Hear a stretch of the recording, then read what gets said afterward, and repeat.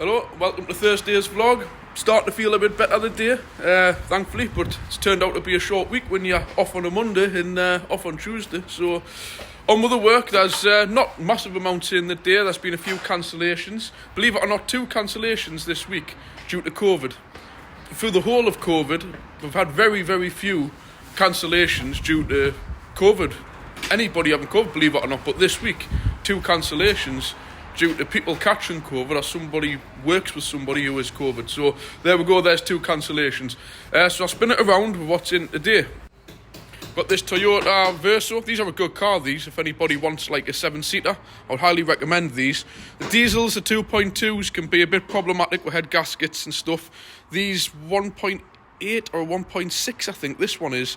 Hardly any power, but they're bulletproof, honestly. Like, they just hardly ever go wrong. So if you're not really interested in power and stuff, I'm sure they do a 1.8 as well as a 2-litre, which will be probably a lot more improved. But in fairness, this thing drives okay for what it is. But this is in for service and MOT. Cleaned up the headlights. Mainly it was just grime and dirt on them, actually. They've cleaned up quite nice. Again, T-cut remove. Honestly, just for a quick clean, it isn't going to revive nothing into brand new, but just T-cut metallic. Honestly, it works great. You've got the old school stuff. I wouldn't recommend that because it's got like petrol and stuff in it. But yeah, that works good.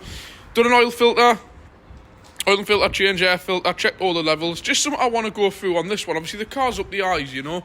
And if you took this into a dealership, they would have it gleaming clean for you.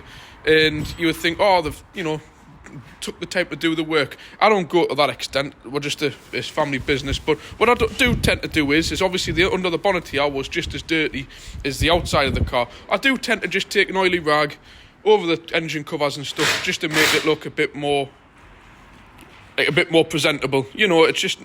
But what gets me is though the main dealers, they'll wash your car so it's nice and gleaming clean. Then you'll open the bonnet and everything will be up the eyes. Where, let's face it, you've brought your car into the garage to be mechanically worked on, so it's nice to see the area that's been worked on cleaned. Never quite understand that. Like, I'd rather somebody spend an extra half an hour, 45 minutes doing the job right, mechanically, than wasting time valeting the inside and outside of my car. But I suppose that's just the way they must feel guilty charging £100 to £120 an hour. It's got to look good, you know, so, you know, that's the big difference between us and them. But anyways, that's it all done. The only thing I will say, you hear us keep going on about OE, always use original equipment. Toyotas, Mitsubishis, Hondas, they're a bit of a funny one for air filters. Now, you'll see here, I've got a Crossland filter. I don't use the oil filters or fuel filters, but the air filters are brilliant. They are basically the right spec. This one isn't a... I don't know why last year they mustn't have had a Crossland one in. What you tend to find is this is a solid plastic and they don't compress, where the original Toyota filters come with. They're just like a cardboard in the compressed down.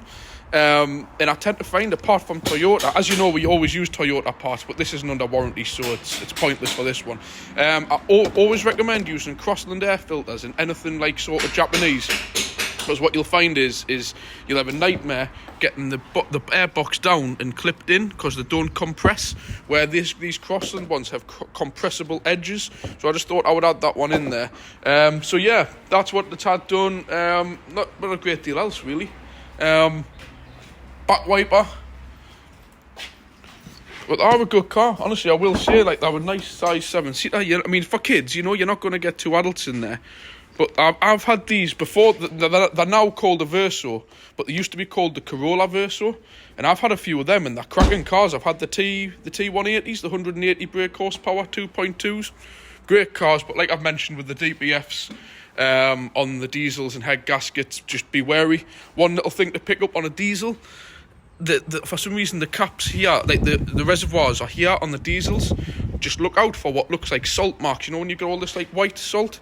Just when the tank sits here, just have a look, and if all the top of this engine cover is splattered with white, and if you look down, if it's, you know, like the overflow pipe like this, if that's got loads of white marks going down there and pink off the antifreeze, that's first signs of the head gasket starting to go on them. Petrol's no issues. They just chug along. They're great.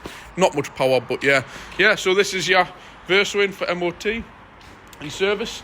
This little thing is in for the VW Up, is in for MOT and service. It's getting 2 back tyres on, and it's had a broken front spring. But what I was mentioning again, why these Volkswagens we're not big fans of them at times, is this idea here. If this was a Corsa, the shocker just goes into the hub nicely. It has 2 bolts, you take them out, it separates from the hub, no problem. But these go in like a shaft, and it just creates a whole lot more extra work. But what I will say with these, at least they've got a cast iron hub to go with the steel shocker, not like on the Passats where they've got an aluminium one and they weld themselves together. And naturally with these just being little gauge, a tiny little car, there's, believe it or not, still had to be a lot of hands-on work getting it into place. As you can see, it slides through there. But again, everything's being greased up as we always do, because it'll probably be us who has to take this off again next time. And again, ordering preparation, strut top bearing. Luckily the spring was broken at the bottom, so it didn't need to change it. Code Tico and a TRW drop link, but again we managed to save it. So this is how we work. I always order in the worst case scenario and send back what we don't need. Otherwise you'll split the job up, you'll have it in pieces on the floor, and then you'll find you're missing a part and you've got to stand around waiting all afternoon for it to come.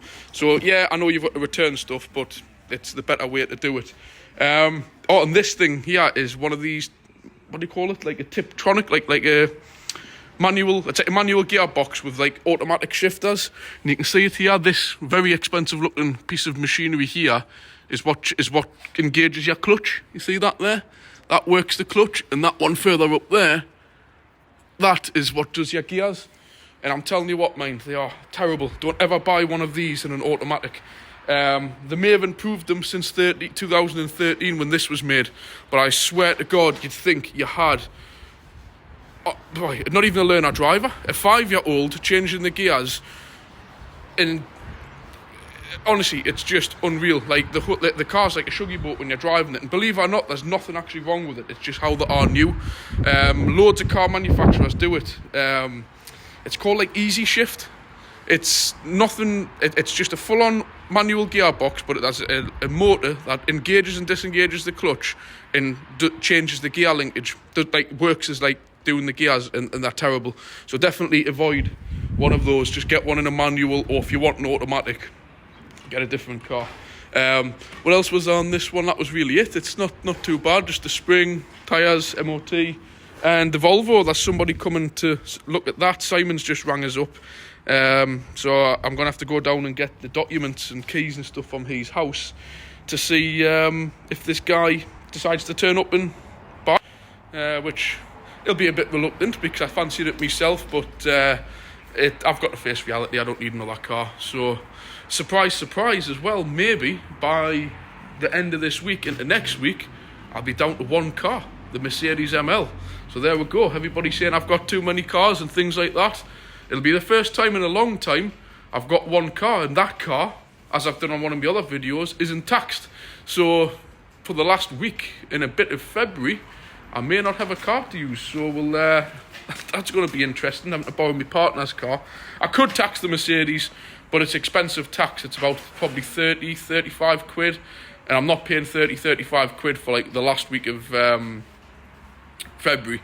And if they're still putting salt on the roads in March, the 1st of March, when I'm going to tax it, I'll still not use it. Otherwise it would be a complete waste of time keeping it off the road. Since, sorry, I got stopped there. Had our delivery, Glentons. If you're from the northeast, you'll know them. Have a van comes round, do some lovely pies and sandwiches and stuff. Yeah, so I'll leave it there for the day. Not a great deal going on, but actually, saying that, the storm, I don't think I mentioned that. We've getting away quite lightly up north this time. And I've hear they've got red weather warnings out for down south. I know there's a lot of viewers down in Devon and all over the place, actually.